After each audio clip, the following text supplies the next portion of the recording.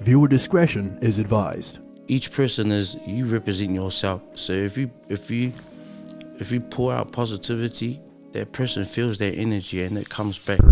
Mandate. Hey, welcome to Mandate, where we navigate fresh perspectives and nothing's off the table. Tonight's guest hails all the way from Perth, Australia, originally from South Auckland, Tamakimakura Okilani, but also a musician. And so he comes with the melodic sounds. He fuses reggae and also R&B and soul together. Very talented man. And so please put your hands together for the man himself. And also, hey, just before we kind of introduce him, hits like Naysayer, also Slow-Mo, Gimme Love. Please put your hands together for the amazing Toko Raggadat Cris. Yeah. Let's go. Bro, what an intro. Man, what an intro. You're lucky, You know bro. what? If I had $100 right now to go, it would go to that intro, my dog. Oh, man. But sorry, I only got F+. Remember, you take me. P-pass. Thank you for that, my dog. I appreciate it. Oh man, thank you, Toko. Well, hey, thank you so much. Also, hey, we also, by the way, we got Bass. He's co-hosting Yes, tonight. sir. So hey, the man's here. So please give it up for Bass. Let's go.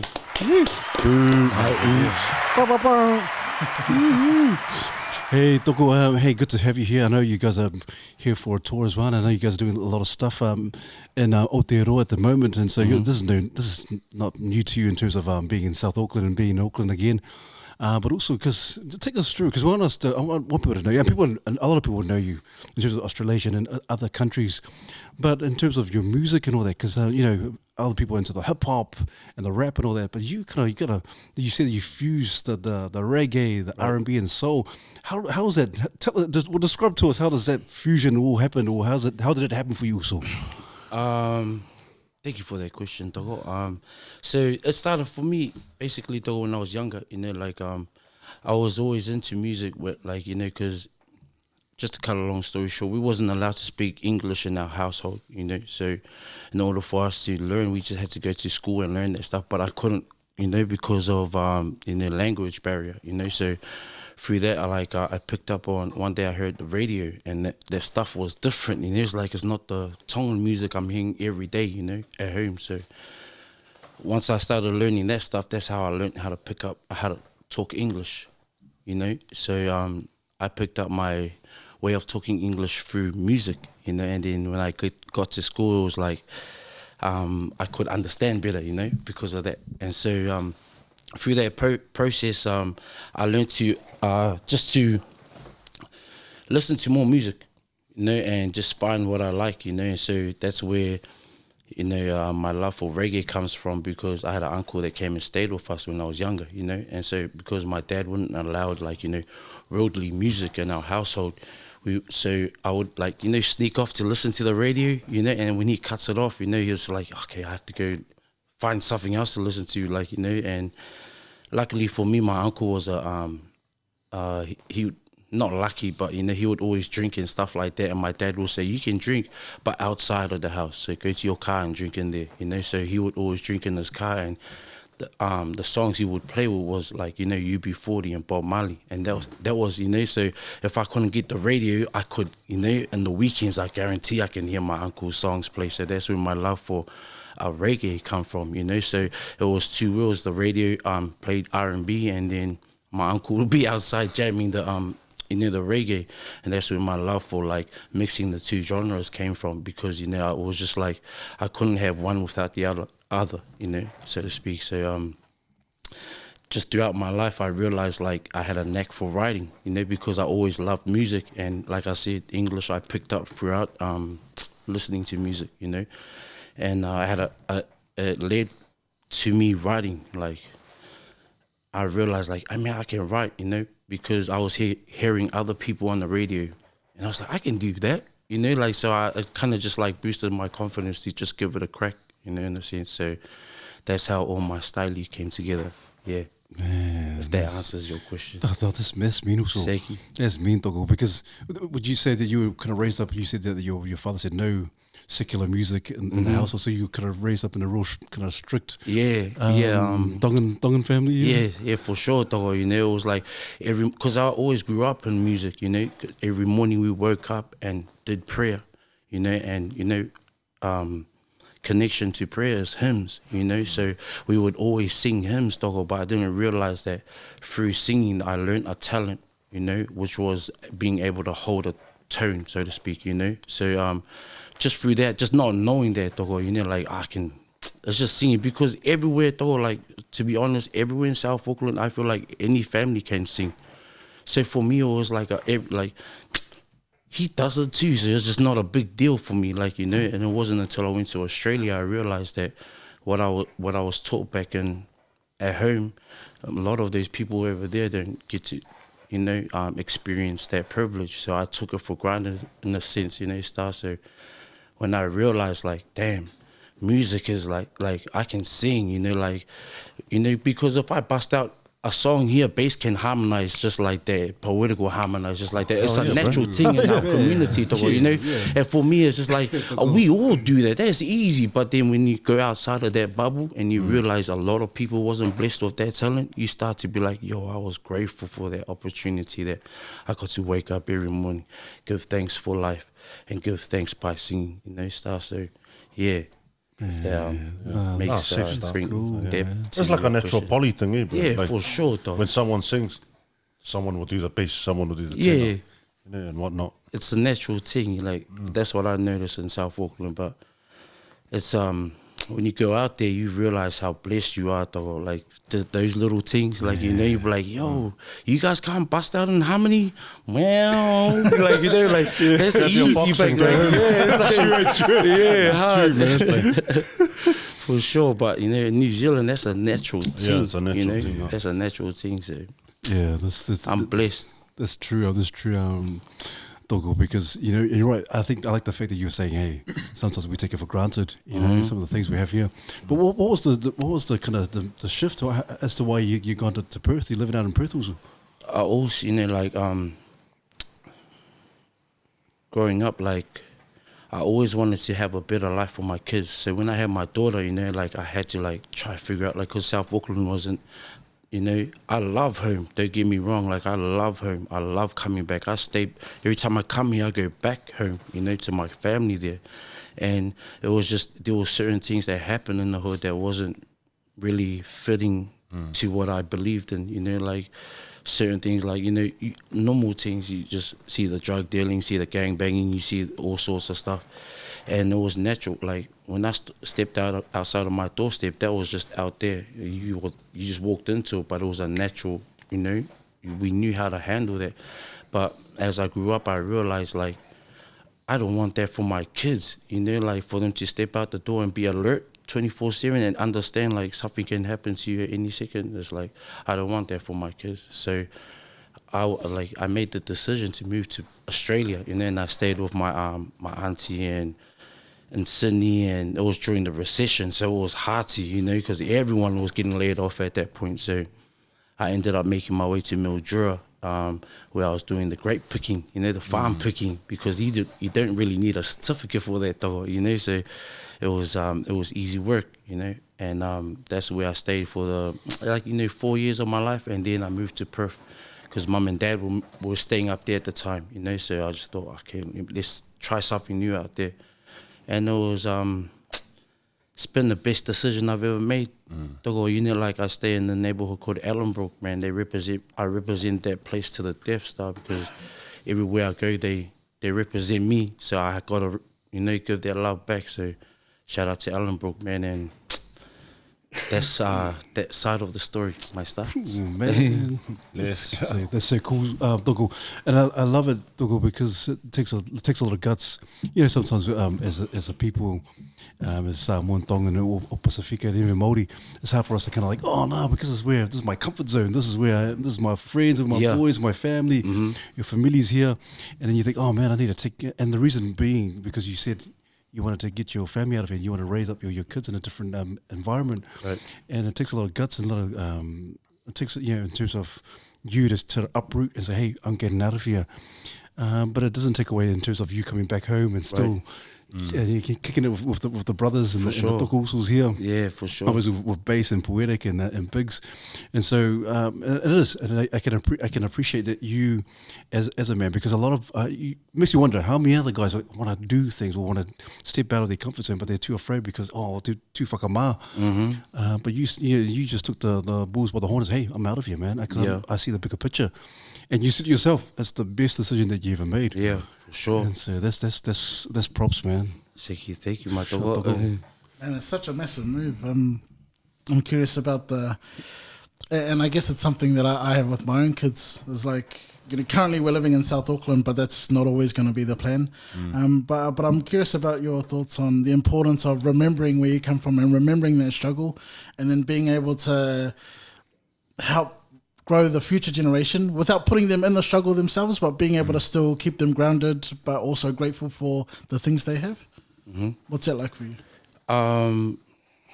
Sorry, Toko, can you repeat that first part? Sorry, again, question. The importance of remembering where you come from. So remembering the struggle, but yeah. I think that the importance of remembering the struggle is very important, because that's what keeps you humble.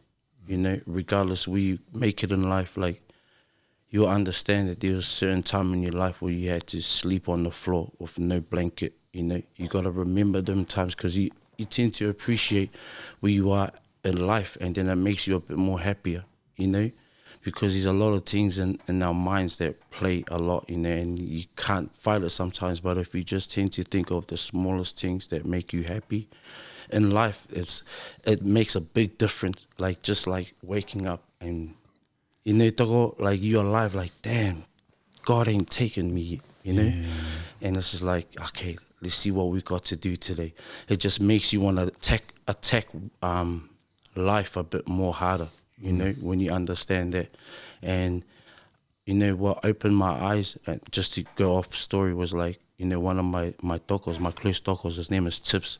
Shout out to Tips and Polynesian Titans back at home. Shout out Tips. He had a cousin that, rest in peace, that he was only 5 years old, and he passed away. He didn't wake up. Nothing was wrong, he just didn't wake up. So if you think about it like that, like, if you can just wait, when you wake up and you think about that kid, you realize, like, okay, we got to live for, like, you start, like, I don't know, it's just different. Like, when you think about that type of stuff, that kid didn't do anything wrong. He just didn't have another, Yeah. And so when you wake up in life, you think like that stuff. It made me think more, like, okay, damn, I'm awake. Sweet, thank you, God. Okay, see my kids, sweet, they're awake. Thank you, God. Now let's attack this day, because there has to be a reason why we woke up today. Sorry, Mike. Man, Shout out to the Maroons cup. Thank you, sis, for getting me my Maroons cup. Cheers. And my one's New pink, South but losers hey, over here. Yeah, shout out to the Maroons. Oh man, Toko, man, because I love the way you guys think, and we had Poetic and Biggs here as well, and just the mindset, and you guys are very grateful. You appreciate a lot of the things that come your way, whether good or bad, and so, especially in the music industry right now, in the music scene, what are some of the things that you've kind of taken? You feel like you've taken on board in terms of being grateful to what your gift. And so what are some of the things that you can, like, oh man, I can pinpoint, this is the moment where I feel like, man, I'm so grateful that I'm doing this. Mm-hmm.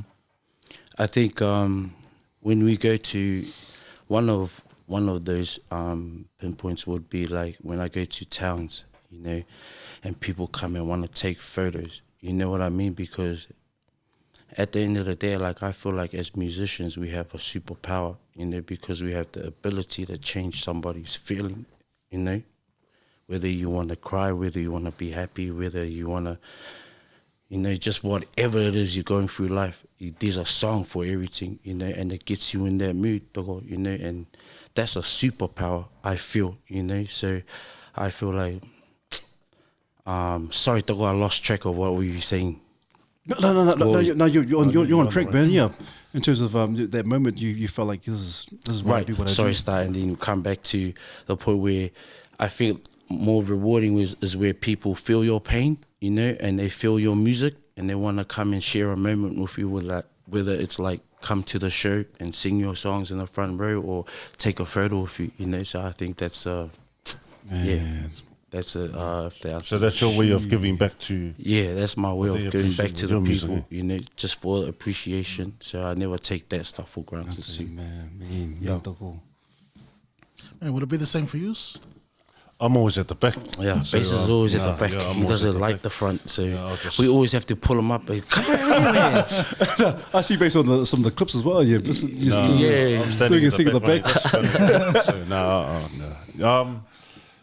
So, no. To answer that, I can relate to that though. Sometimes, like even for me, I'm like, man, how do they see me all the way at the back? But I think it's what Betia just said, you know, they see us in the videos, they see us in the photos and whatnot. So they're like, oh yeah, bro, can we take a photo? I'm like, oh, I'm now safe. But really in my mind, what the hell? Yeah. But I think that comes, I think that's where we're from, bro. Like we're so used to like, nah, I don't want to do that. Like, you know, like who am I to take, but if we do that, it will change their, you know, like, oh, now they're actual humans, like they care. If that makes any sense. Yeah, man. Sorry, I'm a bit full on these chips. My stuff. I'm curious about, has there ever been a time where you've sort of, not necessarily hit rock bottom, but got into a point where you're like, man, should I just give up now? Like, why continue on this journey? Have you ever hit that point where you're like, you just want to give up? Yeah, a few times actually, Togo. You know, like a few times, and I think the most recent one would have been like when we hit COVID, you know, because everything shut down. That took a lot of our would have been hard, our incomes out, and it was. I think a lot of us wasn't ready for it, you know, and but the I think Big said on the last podcast is like, sometimes you gotta see your cup half full, you know. And so when that happened, I saw it as an opportunity to spend more time with my kids and to study up on other stuff that doesn't make me want to work over there, like, you know, like trades and stocks and stuff like that. So in the past 2 years, that's all I've been geeing my mind up on, the stocks and markets and crypto and stuff like that, or, you know, just so if that does, and it will happen again, you know, according to my investigation, you know, conspiracy recession happens. Did that bring you down mentally though sometimes? Yes, Especially when that oh man, that shit killed me, you know, like it was just like not being able to do what I wanted to do, and then that took away me, you know, being the supplying what I needed to supply as a father, you know. So, and as typical, you know, islanders, we get we have to be the provider regardless, you know. And when that doesn't happen, we go into a certain like. Especially being a male, is. Yeah, and you know, and you can't talk get to, you, you know what I mean, though. Like you want to talk to people, but you're not too sure because you like, we're not supposed to show that, though. Apparently, you know, but I've learned in lifestyle, like that's nothing more manlier than expressing how you feel about like a certain situation, or if you're going through something. There's nothing wrong with like saying like, "Hey man, I'm hurting a bit," you know. Like just make sure you surround yourself by some toko usos that's like, they really have your back and have the best intentions, you know. And that's real easy to weave out because you can tell when you find someone's energy is off. Then just like Poetic said, you don't have to like, you know, just be like, and from a distance, you know, until you find that right energy that you guys can, you know, balance off equally, you know, bounce off. You understand that this person got. Once you find that person, you'll be sweet, you know. And it's a lot. We have a bad habit of holding on to something that doesn't want to hold on to us. And I think that's You know? normal in our poly community where For sure. you can't show vulnerability, and that sucks. Yeah. Yeah. That sucks, Dad. No. You know, by saying that, you know, like I don't blame my upbringing for what happened to me because they only knew what they knew at the end of the day, Toko, you know. And I think once you have once you master the craft of understanding, start like you understand like they didn't have a choice, they were raised up a certain way. So, and us, we get a choice too, you know. But the blessing is like if we have an understanding of we can change that and do better, then you breaking the chain. You know, you was the chosen one. No matter what it is, if you had to go through like a dark stage in your life, just understand like you had to go through that dark stage, so then your kids don't have to go through that dark stage. You know what I mean, Toko? So if you ever feel low in a certain point, like I had to go through this to get to that, you know, just know your kid. If you were smart enough, your kids won't have to ever go through that. You know, so that's the blessing in looking at that situation. Yeah, man, 100%. And I love it that you and Bass and the rest of the Toko Usuls have a real tight bond.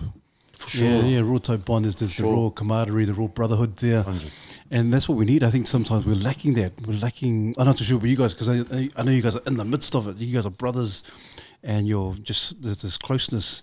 But I'm just wondering about the other men out there. It's like, man, I just can't find that camaraderie. Or because what are your thoughts in terms of a lot of our men out there now, in terms of that brotherhood? Because there's people say brotherhood, but then they go behind the scenes, the guys are dickhead or whatever, and so there's no real genuine brotherhood.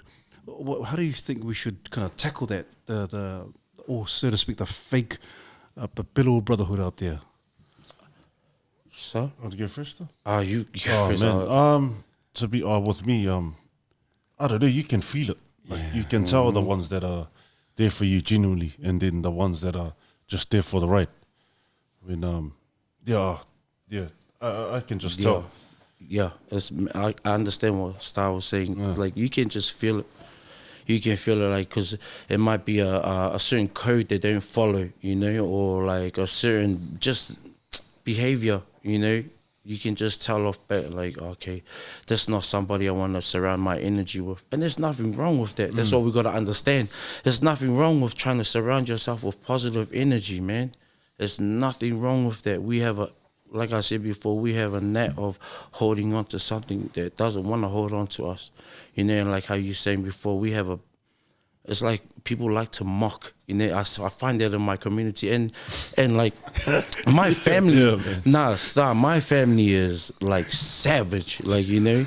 Like what you said before, there's mocking, joking, mocking, yeah, and then there's envious mocking. There's envious mocking, So, you know. So these are two different, you know. So with my family, it's always joke, you know. But you can tell the envious ones, you know. You can tell the envious ones, and when you see it or when you feel it, don't ignore that feeling, like, you know, like work on it, you know, because when you work on that feeling, what I tend to find is that you tend to hear it more, and then you start to see it more because you're paying attention to the feeling, you know.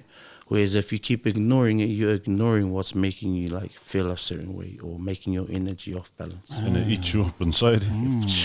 So you hit them up, you hit them up, like some people like in the family, and you kind of feel the vibe. Oh man, this is a bit. The cool thing about me, I don't feel my family's like ever been like an envious mocking. Never, you know. It's always been like savage, just like for the last. You know? But it's once you go outside your circle, you can feel it, you know, because you know the jokes with your family, you know. But then when you go out, you feel a certain energy with somebody who's trying to take a real stab at you, you know. And it takes a real man just to walk away, you know, because you don't have you have a choice at the end of the day. You either take part of the energy or you know, like Kevin Gates said, like, don't take part of the circus, man. You're not the clown, you know. 100%, man. I think a lot of us need to take heed of what you're saying, Toko and Usu Bass. It is. I think it is. It's hard, you know, for us. You know, when someone you can feel the envious, the mocking. Yeah. What's our initial reaction, hey brothers? You just want to, oh wow. Because at the end of the day, also you don't have to be the friend. Like, you know, you can just, like, say at a party, you meet them. Hey, blah, blah, blah. At the end of the day, you go home to your family. You don't have to text them every day and anything like that. You don't have to be their friend. Yeah. It's all right to be kind and go home. Yeah, for sure. Yeah. So Well, have there ever been times Bass and Raggadat that you feel like, man, I'm gonna for sure. Fussy this guy right now, man. I wouldn't say fussy, but like, For sure. Finish your bottle. No, yeah, go home. There's Nothing been negative times like for that. Yeah. sure, man. You know, like the South Auckland pops out here and there, you know, but once you understand, like, you know, like I said, once you understand certain people is not like you, you know, then you move a certain way, you know, then you, okay, hello, show you respect and just move, keep going, you know, because you don't have to engage with their energy. You don't never have to, ever. No. Man, well said, Toko. Man, what's harder to deal with? In-person subtle jabs or the online, the people that, the keyboard warriors? To be honest, I didn't really care. I didn't really think about that. Like, whatever jabs they show, I understand that haters are free promotion. Wow. I mean, so there's another way to look over Wow. half you know? Zero sponsor. Free promotion. That's so true. No, bro. Yes, sir. So that's all I see it as. I don't really care because my music is not made for them.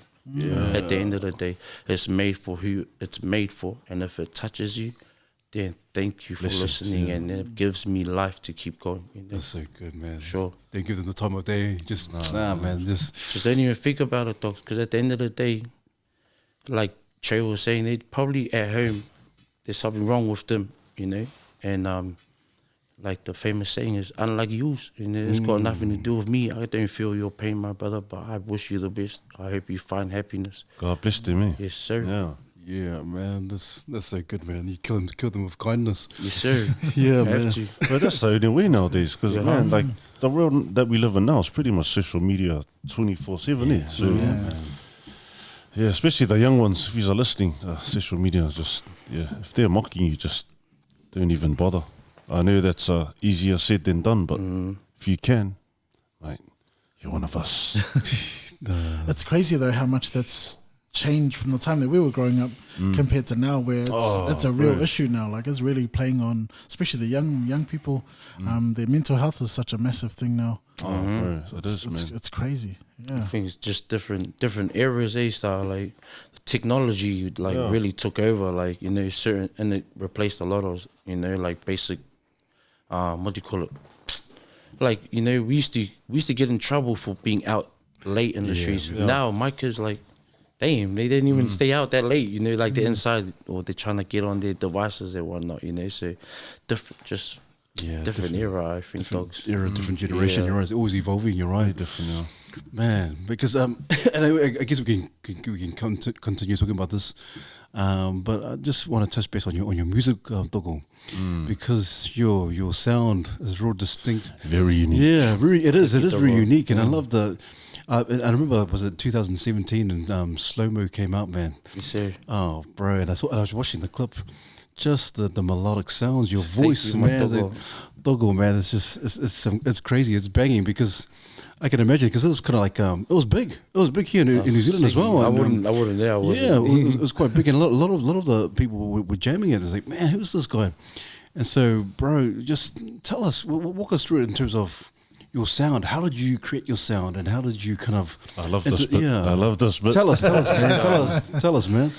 Just like I said earlier, like just listening to all sorts of different music, you know, and my two favorite genres is reggae and R&B. You know, and that's why I say, like, one of my songs, Naysayers, you know, now let me set it off with a little raggadat style, ragamuffin with a little R&B swing, you know, who you know can do it quite like this, Lord have mercy, you know. So that's just me letting you know, like, that's my style, you know, and I know a lot of people have different takes on it, you know, but this is how I bring it to the table, you know, and it's just the way I'm gonna stay, you know. So it's just to represent all the people that I've listened to and that's inspired me, you know. And it's like what do you call it?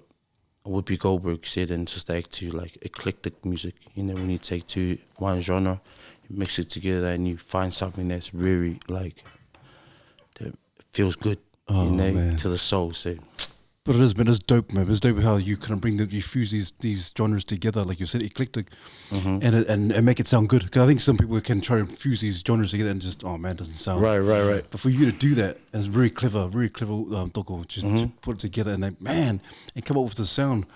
And I can imagine a lot of people like, man, just jamming to this or just banging to this. Oh, this is a vibe, man. This guy's just really multi-talented. Yeah, I think like most of that also caters to like a lot of the island reggae that I listen to as well, you know, because Fee just like, he's number one, like godfather of island music, you know, and I cannot miss him out, you know, on anything. So we all grew up on it, you know, and he had a certain sound where it was like reggae and country in a way, you know, and then I started hearing, because they had the reggae, R&B, soul sound that I liked, you know, so I heard it from there first, you know.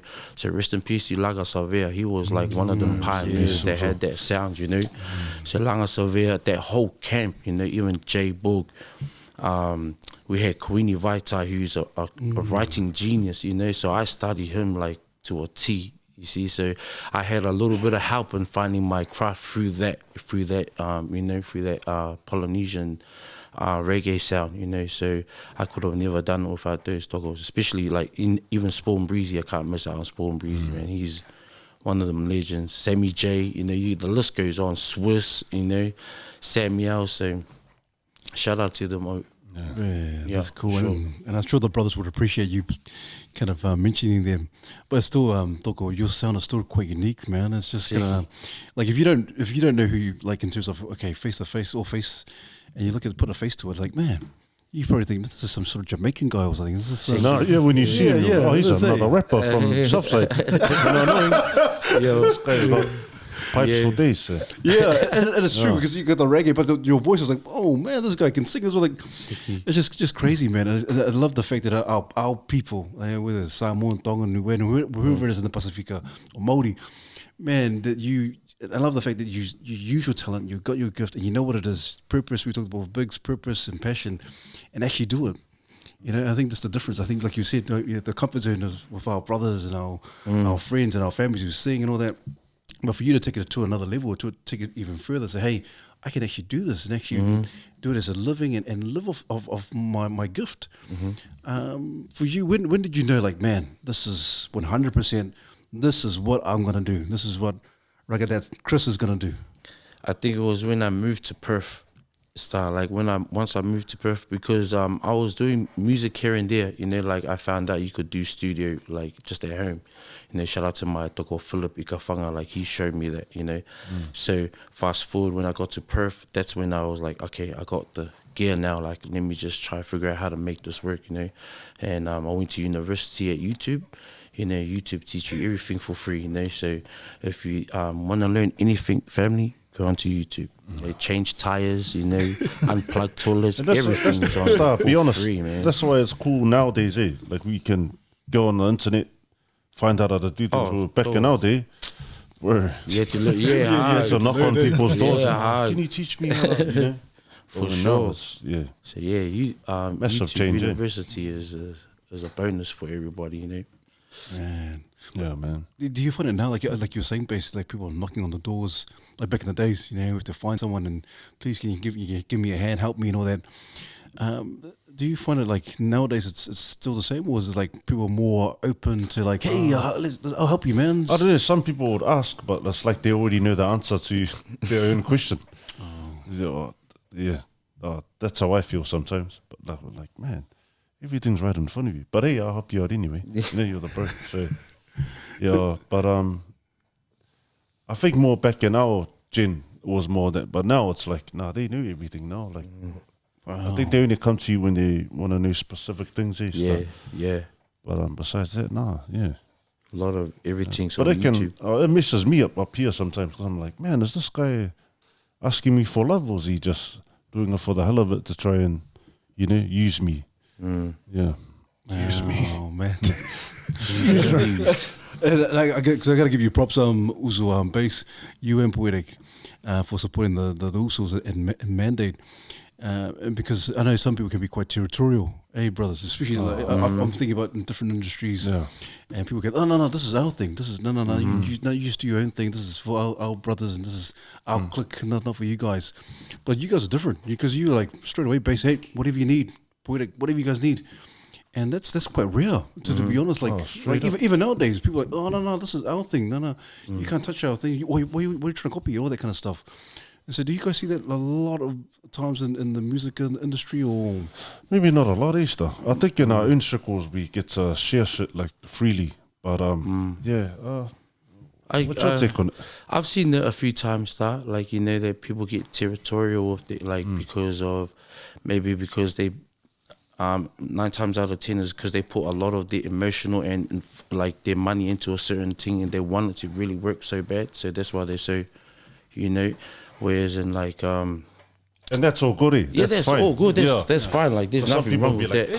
"Hey," but but and saying that is like, like that's the only time I've seen something like that, you know, is if they get like, you know, very protective of their, I guess, investment, you know, and that's totally fine, guys. it's totally awesome, Cool, guys. dude. Just don't do it to me.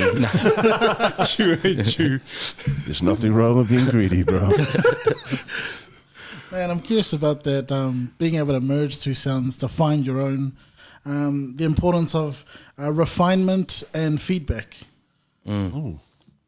Refinement. What can you? So, like, when you're, say, you know, R&B and reggae, like, you may not, maybe you did, but you may not have found your sound immediately. You know, you might have tried a few things. Oh, for maybe sure. tweak it a little bit. For sure. Nah, I had to in order to tighten up my craft. I had to listen to other genres. I had to try certain things, you know, and through that you get your trials and errors, you know. So that's where you weave out, like, okay, that doesn't work. Okay, that might work for something else, you know. So yeah, I definitely had to go through some trial and errors. Oh, that's cool. And you mentioned there learning from other genres. Like, is there learning from other genres other than R&B and reggae as well? Correct. True. Yeah. Nah, I listen to all sorts. I listen to country. I listen to a lot of hip hop. Surprisingly, I listen to a lot of battle raps. Not the one outs. No, I'm talking about I love- yeah. You know, the gnomes, all them cats out there. I love that because just the way they articulate their words, you know, and I love catching bars, you know, even though sometimes I might catch it 3 days later, I'm like, oh, that's what he meant. That's crazy, you know. And so I try to implement that into my music, you know, into my writing. So that's why, you know, I like listening to all sorts, because a lot of people have different stories, you know. Yeah. Outlooks, different concepts. No, that's awesome, Toko. Yeah, Toko, you mentioned early on in terms of forex and crypto, because some people think, oh, Ragga's just, you know, he's a musician. But I don't think people, outside of music and outside There's of all music, around guy. outside of music. Well, tell us, because people always think, oh, face value, just a musician, rapper, singer. But tell us, because you mentioned that, like, crypto and trade exchange and all that kind of stuff. Tell us, how did you get into that? Through the recession. Through there was that COVID. Where everyone was like, okay, no one can work for like lockdown for, and it wasn't just once. It was like back to back, you know, and it was messing up with a lot of people's money, you know, working because people couldn't work now, so that means they couldn't feed their kids. So I took it up then, you know, because I found out that once you learn how to trade, you don't really need, you know, to go work after that. You know, like once you master how to trade, you put your money in there and you figure it out, you know, because the biggest thing is learning the words, you know. So the words is, something might say hypercadical and erradical. The wording is done. And all it means is up. When you look into it, you know, so when it gets hypertronical, and you be like, what does that mean? And that's All why it means people think on Easter, like, especially 100%. like, I remember asking the Toko this other day, like, oh, what does this mean or that, this and that? He said it in a language like, you know, we're just talking now, and I understood it like that. But with all that stuff that all the big Palangi words, didn't really get it until I heard it from my own. So, man, it made a lot of sense. So thank you for that. No, for sure. Yeah, I took a lot of time to study that. But you're right, Toko, because it's not easy. Because some people think, oh, it's easy. I can just read the patterns and read the formulas and the format. Oh yeah, I can get this. I can see the trends. Yeah. But it takes, like you said, you have to study that. Yeah, had to. And like I said, God bless our YouTube, man. You know, there's a university that just gives free love, you know. And I was on there like day and night. You can even ask my wife, she'd be like, go to sleep. I'd be like, yeah, man, I need to get this right, you know, because if we and we will, you know, when we hit recession, that's not going to be funny, like, you know, at all when you can't feed your kids, you know. So, and I'm not trying to put anybody down, but just for myself, it's not funny if I can't feed my kids. So I got to figure out a way to make sure that if all fails or else fails, there's something that I can fall back on, you know. So YouTube really helped me, you know, like excel my mind, you know, into like, because that's our biggest thing. Like when we see big words and stuff like that, we just tend to be like, you know. But I tell you what now, like it's as easy as if you go sit a forklift license or a driving license, it's that easy. You just gotta understand the words, and they're not teaching us certain stuff, you know. So that's for another podcast to go. That's good. That's good to go, man. Be in motion, huh? Yes, sir.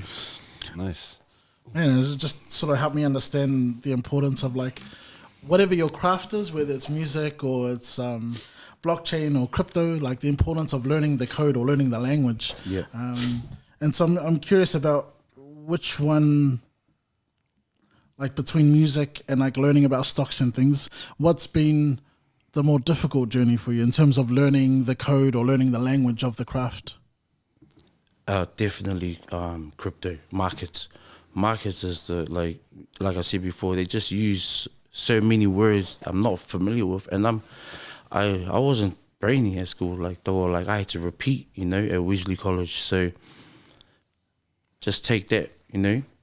If I had to repeat school and I still didn't pass, you know, but I know how to trade though.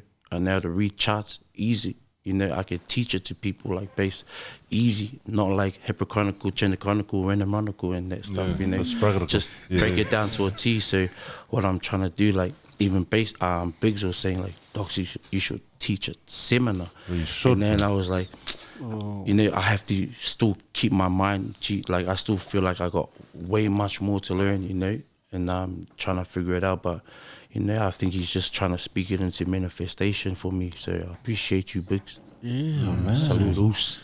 And they could be saying in the pipelines in the near future. Yeah, for sure. For sure. Because I love it. I love the way you think, Toko, in terms of kind of studying it. You said, hey, I don't do well at school, the school system, and obviously sometimes the school system does more harm than good sometimes, Toko. Started, you know. Yeah, but you're proof that hey, you don't need to be this academic. Yes. Yeah, you can it's about the grind, and you grind. Sure. You grind, you learn, and obviously the street smarts, all that kind of stuff put together, and your lived experience. Toko, can you tell us in terms of your family and your experience? Because you said that you learned how to speak English through music. So you just come from Tonga to? No, I was. My parents come from Tonga. They were fresh off the boat, you know, and they still had Tongan ways, you know. So one rule my granddad and my grandma wouldn't allow in their house was talking English. You know, they called it kote kote. I don't know if anybody else calls it that, but that's what my granddad was like. If he can hear me and my cousins, you know, like, hey, do it kote kote. Like, mean, like, stop talking that. Like, speak the other, you know, like, speak Tongan. So, yeah, so anga lewa ko lea whakatonga. So I was used to speaking Tongan now, you know, so it became fluent for me. And I thank my granddad for that, you know. And it just fell through for my mum too. My mum was like, no, we're not speaking that. You're speaking this language. And when you go to that school, and then that's when you learn that language. But there was it's like, I was the one going to school, you know, like it was easy for my mum to like, you go to school and you learn that, you know, but I had to go, and then there was like so many complications, you know, because the language was a massive barrier, you know, but music helped me to get that faster, you know, that understanding a lot more faster, you know, and it taught me how to love. And I think our parents, they didn't say that to make us suffer or anything. Nah. I think because they knew we were in New Zealand, then when we get to school, of course we're going to speak English. So it would be natural for us to learn and pick up English. I can relate to Ragga because I was the same. I wasn't allowed to speak English in the household, so all I knew was how to speak Samoan. And I'm still a whauba. Yeah, same. Yeah. Thank you, Mum and Dad.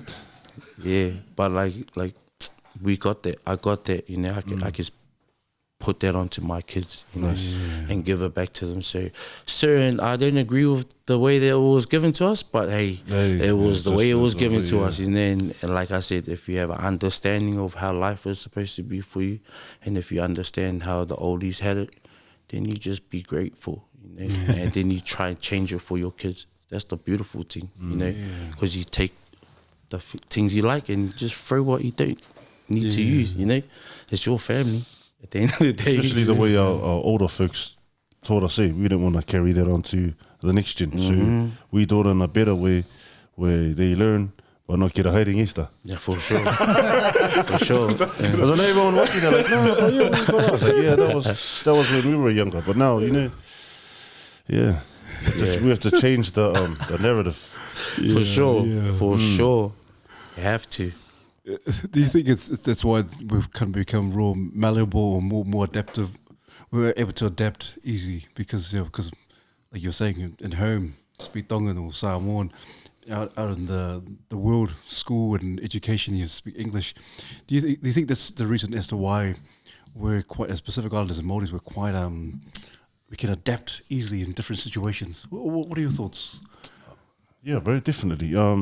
Especially in our neighbourhoods, like I'm sure the whole of like South Auckland's half Tongan, half Samoan, because you're bound to see someone that's your cousin or for sure. But it comes down to upbringing, eh? Mm-hmm. Like even though they brought their ways from the islands to Aotearoa, it's sort of like raru. Like, you know, you mix the raru and with the water. They're the raru. So I have no idea if I'm answering the question, but no, that's good. That's good base, man. Yeah, I'm just trying to put it in the way where people understand, if that makes any sense. That's cool, so we learn what they taught us, but we teach it in a better way. Yeah, it's cool. Man. It's cool. Have some chips. That's a good point, though. That's got me thinking now. So our parents, they come from the islands, they come here, they teach us the only way they know how, the best way, with the knowledge they have, they teach us the best way they can. And then it makes us think, although some of us may not leave to go to another country, we may stay in New Zealand, the world will change a lot faster than we can change. So the importance, it just made me think about the importance of being able to adapt. And so although there may be times where our kids will look back at us and be like, why don't you teach us all these things? When at the time, right now, maybe those things don't exist, and so it's hard for us to teach what doesn't exist. But as long as we're willing to acknowledge and be able to roll with the changes, I think it's probably the most important thing. There's power right there, Because if we do repeat what, you know, our folks taught us, they'll be, every time we walk past them, they'll be like flinching. Like, what the hell? What's that about? Because we're from that, Jenny. You walk past, and even if your dad's just picking up something, you're like, for sure. Away, oh, what did I do? So, you know, we have to snap our kids out of that because, man, it's, sure my kids are watching. Dad, you liar. It's your papa, not me, bro. It's your Uncle Ragga. So, bro, that's a beautiful question, bro. Yeah. Oh man, because obviously culture is important for you guys. Obviously for all of us, culture and keeping it strong. And so, what do you think in terms of our younger generation now in terms of culture? Do you think the culture is still quite strong, or do you think we're kind of losing something in the culture? I feel personally we're slowly losing it, but I've recently just been like looking at like, you know, like trying to find certain, like, you know, when I met my cousin, that's a different time. Anyways, like I realized like there's a lot of like how do you say it? Trying to find the right words. You go first, Stocks, and I'll figure out the right words to say for this. Sorry, what's the question again? Culture based. Do you think that the kind of this generation now is kind of losing a little bit of that, the culture or our cultural identity and so forth? I can't speak for other countries, but I think in New Zealand, we're okay. Like there's certain areas you go to and you're like, I'm not going to say the areas, but when you go see your cousins, they're like, blah, blah, blah, blah, and they're like, gee, what the hell you just say? Like, you know, but man, that's I was trying to find the right words for that one. Like the whāalo and the respect. Whāalo is everywhere, but it's the ngangana. Like, you know, when you go and speak it to them and they don't speak it back, which is cool. Like that's, but we live in New Zealand, we live in the islands. But reggae's right. I think we're slowly fading away. Yeah. I mean, it's slowly fading away, but what I like about South Auckland, or just not South Auckland, but Auckland, we do stuff like Polyfest, you know, and that brings back that culture, you know, and it's so beautiful. Like, I remember being a part of that, you know, throughout my whole year, and that was one of the best feelings. I think I took that for granted too, you know, like, you know, Polyfest was like everything, you know, everyone was like... It's like winning the Oscars, yeah, for sure. So I think when the community will like do stuff like that, it brings back the culture a bit more, you know, and so like you have a little bit more faith in it coming back. And like Bass was saying, like, it just depends, you know, where you at, because, you know, certain people, I've met certain people that be like, oh, I don't want to teach you this because this is not the way of this land. I want to teach you this way because this is how you're going to be better in this land. You know? Sorry, it's not slowly fading away. It's there. They just need to grab it and just... Yeah, because I heard you can learn Te Reo Māori online. Yeah. Stop, that's beautiful. You know how many people in Perth have been telling me that? Like, I've been learning Māori online. I was like, wow, that's crazy. Sorry, excuse me. Now do your thing. Yeah, so it's beautiful to see that type of stuff. I think technology has a little bit of a pro in that, you know, like it gets to give us information that like 9 times out of 10 we had to come to the maker and find it, you know. So yeah. Man, that's cool. Because you know, I bring that up, Toko, because when you speak in Tongan, it's beautiful. You hear and you hear that the language is, man, this, and I guarantee that a lot of our Tongan viewers go, man, yeah, proud, man. That's mate ma Tonga, yeah. Sure. And so in Tika, man, there's just some cool stuff there. And obviously the onus, if you feel like the culture may be weighing or kind of not as strong as it is or should be, do you think that the onus should be for us as men to like, hey, come on, let's just keep it going, keep the culture going, man? For sure. You know, it's funny you say that, Toko, because I have a few Tokos in my neighborhood in Ellenbrook, you know. They're Kiwi brothers, you know, and they take our girls or our boys that play in our club, you know, because the majority of us are Kiwis out there, you know, they're playing the Ellenbrook Rabbitohs. And one of my Tokos, shout out to Sean's Uncle Ra, you know, they come and they take the youth, the majority of them are Kiwis, and even the non-Kiwis are welcome, you know. And they take them over for school programs where they teach them a song every school holiday. You know what I mean? Because it's just to keep that culture. And so shout out to Shan and you know, Auntie Ahi and all of them, you know, and Uncle Ra and them. So that's a blessing to know that that's out there in my community. Yeah. You know, so now, because my kids are Pa Māori, you know, so it's beautiful. I have an option there, you know, to make them. And then obviously myself, I'm Tongan, so I can teach that off rip at home. So beautiful Toko. That sort of just makes me appreciate the work that all you boys are doing. In terms of, I think when we think about culture, it sort of makes it even more important to have spaces where our culture can thrive and can be safe, and we can speak it or not speak it, but we have representation in those spaces. So I think it's cool what you boys are doing and holding down that space for the upcoming generation to look and be like, yo, my people are there. Yeah, for and sure. even if I don't connect with the culture straight away, at least I know like there's a space for me there. So I think that's cool. And even just the example you talked about in terms of like learning the language online, or whether it's a holiday program, like wherever we operate, we can create our own space for our culture. Yeah, and it comes back to what the Toko was saying, like, you know, as men, we have that. That's our responsibility, you know. So, you know, it's just about taking ownership. And if you got the skills and you got a mission that you want to accomplish, then go ahead and do it, dogs. You know, it's never too late. Yeah, that's so good, Toko. Hey, Toko, going back to your music, Ragga, because obviously people kind of write down pen on paper and they write down or sing about or rap about their experiences, delivered experiences. What is your hope in terms of the messages that you kind of portray or convey out there when people are listening? What goes through your mind? Like, I hope they get this. What's the messaging around it? Just hoping that whatever they feel from my music, that it's something that makes them happy, you know, or if it makes them sad, that it's a sad happy, you know, like just mainly building positive energy style, you know, like if I can just make tracks that make people, you know, encourage maybe, you know, or just about love or whatever it is, if it's got something to do with positive music, I'm there for it, you know, and so yeah, that's basically it for me. It's cool, man. Yeah. It's cool, Toko. It is, your music is real positive, Toko.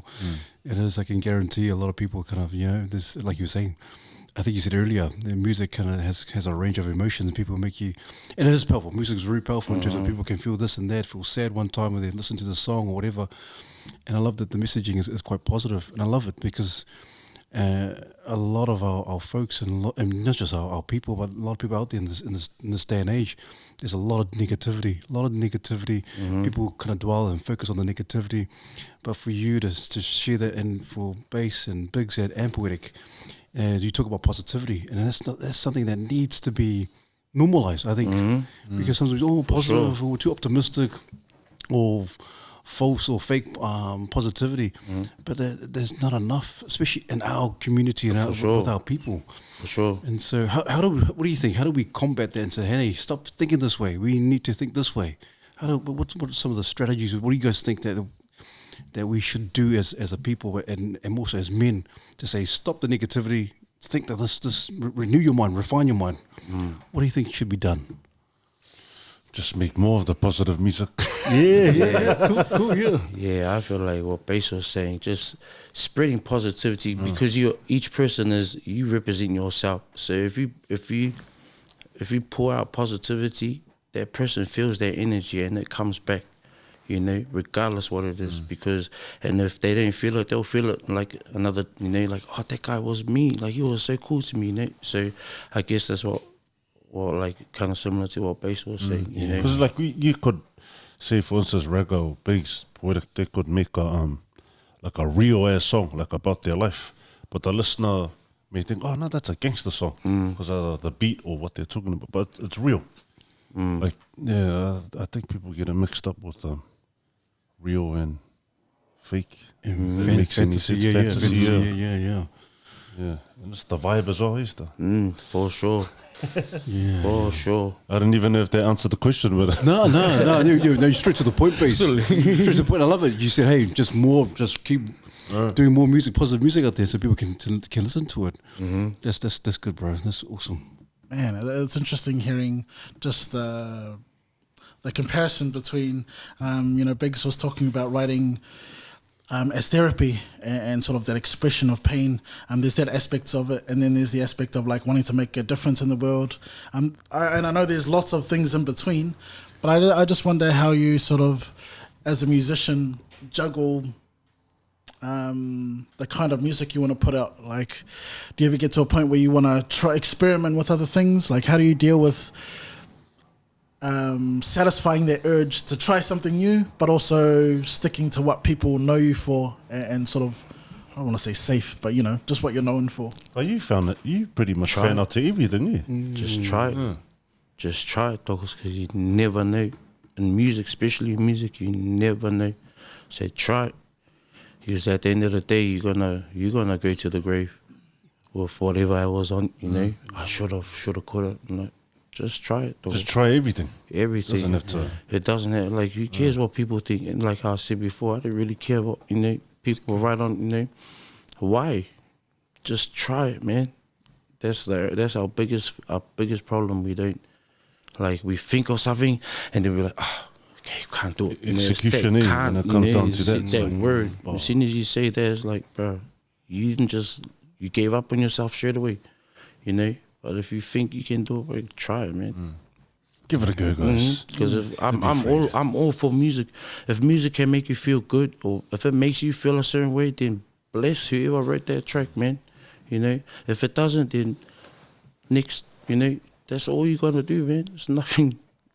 There's heaps of music that make everybody happy. You got TikTok music, you got Instagram music, you got siren music. So many genres now. Have a try, man. You never know. Man. And I can guarantee, Toko, that regardless of and you probably don't even know it, how many people you've influenced. And that's for you and the other usos out there who are doing some great work and the work that you guys are doing. There's a lot of guys out there think, man, it's because of that song, because of that rap, that poetic or Biggs and yourself, Ragga, that you kind of put this out there on the air, on the tracks. People like, bam, it's because of that song. It kind of really inspired me. It's because of that song, that track, that has kind of helped me through the hard times. And so, bro, you never know, and you probably will never know, Toko. For sure. People will never go, oh man, it was because of Ragga's song. Yeah, because it's the most least expected track that you would think that will move the people, you know. And for me, it was like I had my personal favorite song is a song that I did with my daughter, but I didn't really share that much, you know, because in my head it's like, okay, no one is that. I'm being biased, you know, and then come to find out that's everybody else's favorite too, you know. So it's like you never know, Toko. You just never know. Just give it a try. If it's from your heart, then you just never know, because 9 times out of 10, if it comes from here, it's gonna come from the person next to you is going to have something to relate to. That's cool, you know? man. That's so cool. Is that how you know? Oh, yep. Nah, this is what I'm meant to do. For sure. For sure. Man. Well, that's a good segue, Toko, because you mentioned your daughter and your wife is Māori. How's the home front right now in terms of family and your daughter? Obviously, she's very precious to you. Oh, for sure. I got 4 kids, Toko. Yeah, I got my oldest daughter is Leilani, then my son is LJ, and my youngest one is Melody, and then my little stunner, his name is Andrew. Yeah, so I got 4 kids, and they all play rugby. They all play for Allenbrook Rabbitohs, you know. And yes, sir. And they're doing good, Toko. They're doing good in rugby, you know. And I'm just grateful. We see that Toko shop, bro. Yes, sir. That's all because of you, brother. Yes, sir. So yeah, I'm just grateful that they like the same sport as me, you know. Because wife was like, please nipple, and then they all ended up playing rugby, you know. I was like, yes. And then I got hit with the fees. I was like, no. But nah, it's all good. Whatever the kids want, man, we just try to make it happen for them. That's good. That's nice. Good. And how important is it, like, for your missus and your wife, the support around you doing what you do? How important is that for you, Toko? Very important, you know, because the house has to be it has to be in order first before you want to leave, especially for how long, you know, we go as performers. So I think Biggs can testify to that, you know, like the house, making sure that home is always ready and set before you leave is very important, you know, because you got to come back eventually. So whatever's waiting there for you, unlucky you. So if you can do everything in your power to, you know, make sure that the house is in order, you should be smooth sailing when you get through those doors. So yeah, that's good, man. Props to your wife and your kids. Oh man, shout out to my wife, man. Shout out to the Queen. Put up a lot of bull. No household. Yes, sir. Awesome. Yeah. Damn. With so many things going on, like whether it's music, stocks, you know, being a parent, being a husband, how do you sort of manage all of that mentally and still have time so that you're all goods, like where you can just have your own time to... I think Biggs said it the best, man. I think it was Biggs. He said you got to look after yourself. It's very important, you know, like it's no point trying to look after everybody else if you're not 100%. So whatever is going on with you in your heart, try and fix it, man. Try and fix it, you know, because, bro, like, you can never move on unless you've fixed whatever's holding you back. And once you get rid of that, man, like, trust me, man, the world's a lot more easier to look at, and then you move a lot more easier through life because certain things don't bother you. You know what your mission is. It's you and your family. That's it. Whatever comes in between that, then you got to deal with it, you know, and then it is what it is at the end of the day, Toko. Yeah. It's good, Toko. Wow.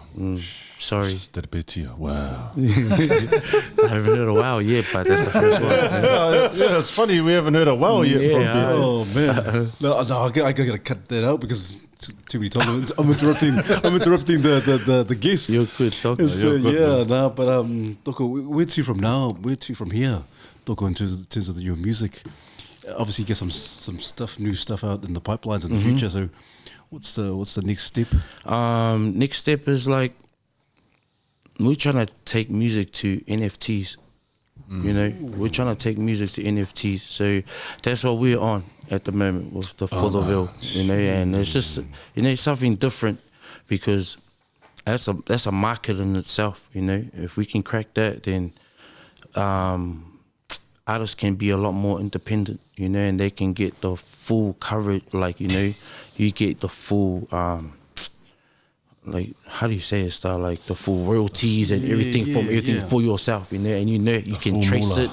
You can trace it. You can, you know, everything in the blockchain you can't hide. So you can trace everything in that. So NFT is the next step for us, and we're just working on new music, especially for the Ville. You know, our shows got postponed, but we are in November the 12th, 12th and 13th, and then the following weeks after that. So we'll be we'll be having more dates, updates, and that for that. And we just gotta keep dropping music. Yeah. Man, I appreciate the grind. You guys work, and some people think, oh, it's just. I guess some people might take it the wrong way. Like, oh, easy to lay a track, rap, just turn up to the studio. But man, that's some hard yakka. Yeah. But to say, but it's the grind, and it's like I said to Poetic.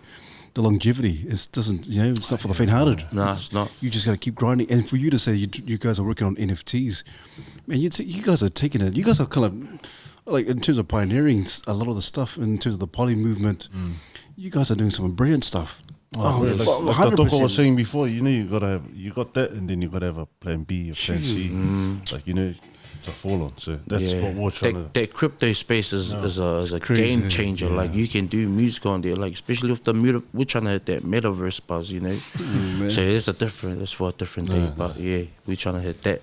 We're trying to hit that. And you guys are continuously evolving and going to the next level, and I love that. I love that you guys don't stay in one place and just let's just be stagnant. That's it for us. This is the cap. But you guys keep going. What's next? What's next? And I appreciate that. I appreciate the work and the hustle, man. Because not too many people view that. They just see, poetic, reggae, big space, music. They don't see that. They don't see the man. Look, we're moving on to NFTs, cryptocurrency, all that kind of stuff, man. You guys are crazy, man. Just man, 100%, man. We're trying, and that's the thing with our people. You know, they tend to give up. Like, you know, we say it all the time. Don't give up. Like, honestly, it's don't give up. Like, don't give up, please. Don't give up. That's 100% true. Like, once you give up, man, that's it. You never know what the outcome is. But if you keep pushing through any trials, man, I guarantee you can make it. I guarantee you will make it. You just gotta keep pushing, no matter how many times you fall, how many times that wall keeps building higher. You know, you just gotta figure out a way you'll get there. As long as you stay positive, man, you got good intentions. Make that change. You'll be solid. Yeah, man. No, that's cool, boys. I just wanted to comment on just the way you're able to become more than just a musician or an artist, and just being able to leverage the tools, the modern day tools. Like, I think that's something that can really benefit our men in terms of if you're ever feeling stuck or feeling sort of stuck in a lane, like, man, you're free to look around and to try new things. And it's just cool that you guys are living that. Yeah, definitely. I think we said it before on the first time I came up with it. Like, don't be scared to ask for help. Like, I know we fail in that in our community, but man, like, honestly, like, even just a text, like, it's to say, okay, hey, man, bro, it's okay. Like, Ragga's right. It's okay to ask for help. Yeah, because last thing you want, I said this before, is wearing a rest in peace t-shirt with your name on it. For sure. And, man, in our community, we're sick of seeing that, and it's sad, but it's true. What a kill bus. Shout out to Then what the hell? But bro, that's the truth. Like, it's the truth, man. That is though. It's the truth, man. Ask for help, man. It can't be every week though. Like, brother, can I borrow $50? Solly, shut up with you. Stop doing that. It's like a cycle now. Pay it next week. I'll pay you back next week. Can I use your car? Right. But man. And this is the best space to talk about it too. So yeah, thank you to you guys. Yeah. Not the ending, the mandate. Sorry, I went to the toilet. Refine, unlock it. Oh man, This was Sicky. cool, man. oh man, but no, we appreciate your time, Usos. Just a lot of nuggets, and I love the realness, and the rawness in terms of having this conversation. Like you said, Bass, this needs to be normalized. The narrative needs to be changed. We need to have just talk about it and just be honest and upfront and encourage each other, you know, and inspire each other. And that's I think what you guys have done tonight. I can guarantee you, a lot of people who are watching this, go, hey man, I relate to that, and now people relate to a lot of the things that you're saying.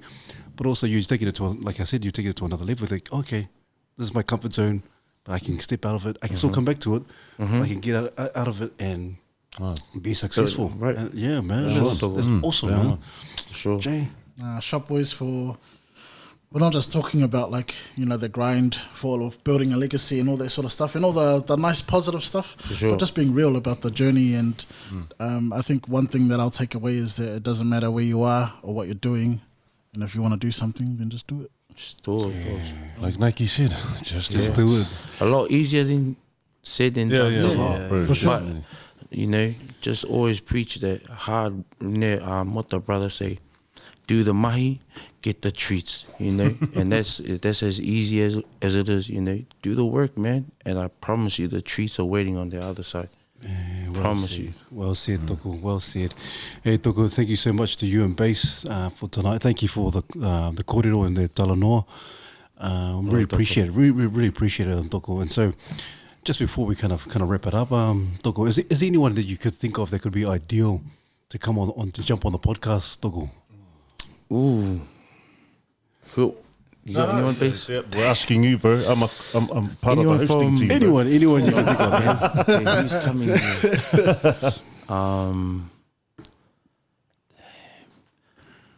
Saipele. Have you had Saipele? Sadell? Yeah. No, I haven't. That's my OG right there. Oh, that music, man. I grew up on that music, so I actually caught up with the OG D. D. Shout out to Groove Junkie. Oh, D, yeah. Man. Yo, Oh. I was like a little kid, you know, like, yo, can you play the song, please, you know, like, and it's just been beautiful. And I heard his side, you know, like I got to hear his life and whatnot, and it's like I got to hear that on personal level, you know, but I might not ever get to hear Saipele's side of, you know, like of his life and how that, you know, all played out. And so it'll be nice to hear that, Toko, and he's another one that drops gems, like, you know, that's where I learned a lot of stuff from the Toko stage. Oh, nice one. Saipele from Sadell, Groove House. Come through, Shout out Toko. to Groove House. Come on. Yes, sir. Oh, Bass. Who do you think? Oh, me? From the top of my head, probably the Fijian brother, Fortify. Ooh. Yeah. I just want to hear his story of how, Yes, sir. how the come up and all of that. Can I make one more? You have one more chance. Now that the Toko said, no. I got one that's gonna be, I reckon will be very, very good for you guys and very, very important for our community, and that's Lord Fusitua. Have you had that Toko on here? No, we haven't. Check out that Toko. He's crypto market fanatic. You know, him and Fortify, like the Toko was saying, they'll be perfect to come in here. Oh man. And spill some gems. So those three, if you guys can Toko, they'll be awesome. Man, that'll be dope. Malo, lava usos, malo pito, Toko. And so every guest that comes on, as usual, we always give them a sketch, a caricature, and then so Toko. This is for you, Toko, on behalf of the Mandate team. This is for you, Toko. Thank you so much. Oh, jeez. Hey, yo, look at that. That's dope, man. Hey, you got a right to, I'm Stony on there as well. So, shout out to everybody. Oh, who was this, Toko? Was it you guys? Yeah, man. Shout out to Mandate, man. That's my first ever sketch. Oh, man. And they got everything to a T, even the head. Even the buff shoulders too, eh? Even the shoulder and the biceps. But my family will say I got a big head, you know. And I was like, that's why I'm smarter than everyone. You know? I'm in there. For the knowledge. I'm in there. man. Thank you, man. I appreciate that. Oh man, appreciate you guys, that, man. Thank you, man. Appreciate it. Any last words? Any last words of encouragement, Toko and Bass? Words of encouragement. Just, man, whatever it is, I was at a point where I wanted to give up so many times. So just remember that, you know. And if you ever feel like giving up, just remember it's not the end. And if you give up, you will never know what happens. Never give up, guys. Beautiful. Never ever. Awesome. Is it yours, Basil? Nah, that's it, yeah. Oh, awesome. Awesome, I Toko. took his one, sorry. I want that one. Stop clenching his fist. Oh, and also, hey, for you, Bass, thank you for co-hosting. Also, hey, this is for you. You are this is your second time, so you're an honorary mandate guest. Wow, I feel. This is your home. bro. This is your home, Toko. You're no longer a guest. This is your home. Brother. Appreciate that also. Also, this is for you, man. So wow. How do you know my second name? The American. boys set up in the back. Thank you so much, Bass. For the boys too. drive home now. Appreciate it. Appreciate it. But man, shout out to Mandate, the whole team. Salute, man. Behind the scenes, especially, they're the ones that are the backbone of everything. And so everyone that was a guest on here too. So thank you. Appreciate that. Also, please support the brothers. Please support the Ville. Yes, please. Please, it's coming up in November the 12th, is it? November the 12th. Yes, Please support the we are Ville. back on. Come on, please, folks and brothers and sisters. Come on, support the Toko Usos and the great, amazing work that they're doing in the music industry. And so they're breaking through, man, doing some amazing things. And so please like, subscribe, comment. Look forward to your well thought out comments. And as usual, brothers, refine, unlock, and take charge. Let's go. Peace. Mandate.